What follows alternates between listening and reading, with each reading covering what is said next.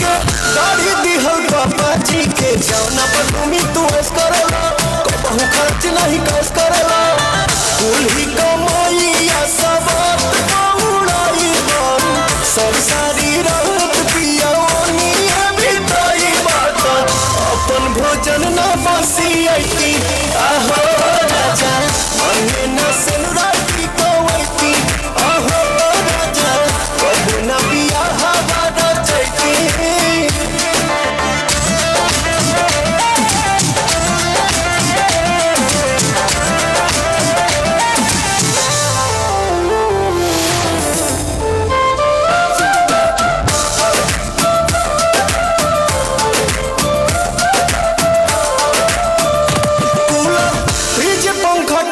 पहला सुनर बीबी तब कहे न कदर करेला हर घड़ी हमसे कदर करेला